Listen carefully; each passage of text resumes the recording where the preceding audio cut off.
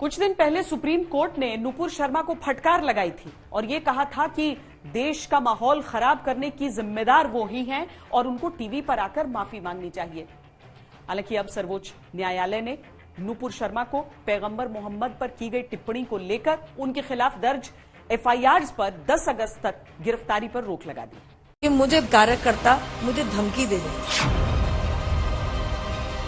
1 जुलाई 2022 को supreme court ने पैगंबर विवाद पर हुई हिंसा के लिए नुपुर शर्मा को फटकार लगाई थी और देश के सामने आकर माफी मांगने के लिए कहा था। जस्टिस सूर्यकांत ने कहा था कि नुपुर शर्मा को पूरे देश से माफी मांगनी चाहिए। तब नुपुर शर्मा ने सर्वोच्च न्यायालय से राहत देने की गुहार लगाई थी। उनकी मांग थी कि उनके खिलाफ कई राज्यों में दर्ज एफआईआर को दिल्ली ट्रांसफर किया जाए, लेकिन तब सुप्रीम कोर्ट ने राहत के बजाय नुपुर शर्मा को ही नसीहत दे डाली थी। लेकिन उसके 3 हफ्ते बाद सुप्रीम कोर्ट की नसीहत राहत में बदल गई। पैगंबर हजरत मोहम्मद के खिलाफ की गई टिप्पणी के पौने 2 महीने बाद सुप्रीम कोर्ट से नुपुर शर्मा को मिली बड़ी राहत। कोर्ट ने साफ किया कि अब तक दर्ज एफआईआर भविष्य में दर्ज होने वाली एफआईआर में फिलहाल अगली सुनवाई तक, कोर्ट के अगले आदेश तक नुपुर शर्मा के खिलाफ कोई भी दंडात्मक कार्रवाई नहीं होगी।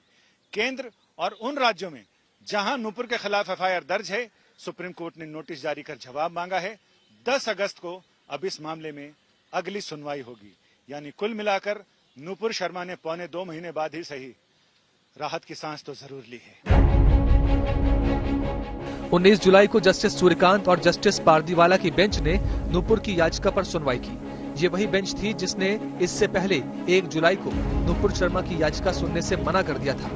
अदालत ने स्पष्ट किया था कि 1 जुलाई को जब उन्होंने सुनवाई के दौरान राहत देने से मना कर दिया था, तो इसका मतलब नुपुर को अलग अलग अदालतों में जाने के लिए मजबूर करना नहीं था। ये कहा गया कि उनके खिलाफ 9 राज्यों में एफआईआर दर्ज की गई हैं, तो लिहाजा ऐसे में जरूरी है कि उन एफआईआर को या तो रद्द कर दिया जाए या फिर उन्हें एक जगह क्लब कर दिया जाए, एक ही जगह सुनवाई हो। नुपुर शर्मा पर देश में 9 अलग अलग जगह एफआईआर दर्ज की गई है। नुपुर शर्मा ने अपने खिलाफ दर्ज कई मामलों को दिल्ली ट्रांसफर करने की मांग की थी। साथ ही गिरफ्तारी से रोक की गुहार भी लगाई थी। अपने जीवन पर खतरा बताते हुए नुपुर शर्मा ने सुरक्षा की मांग की थी।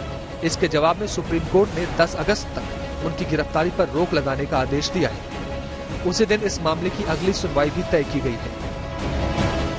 इसके साथ ही अदालत ने केंद्र और राज्यों को नोटिस जारी करके पूछा है कि नुपुर शर्मा के खिलाफ दर्ज केसों को एक ही स्थान पर ट्रांसफर क्यों न कर दिया जाए।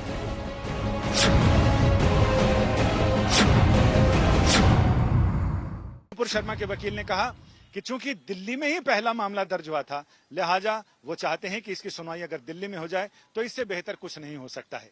सुप्रीम कोर्ट ने फिलहाल केंद्र सरकार और उन सभी राज्य सरकारों को नोटिस जारी किया है जहां जहां नुपुर शर्मा के खिलाफ एफआईआर दर्ज है, या कि उनसे ये पूछा जाए, वो राज्य नोटिस के जवाब में ये कहेंगे कि इन मामलों को, इन एफआईआर को किसी एक जगह ट्रांसफर करने में उन्हें कोई दिक्कत या कोई अड़चन तो नहीं है।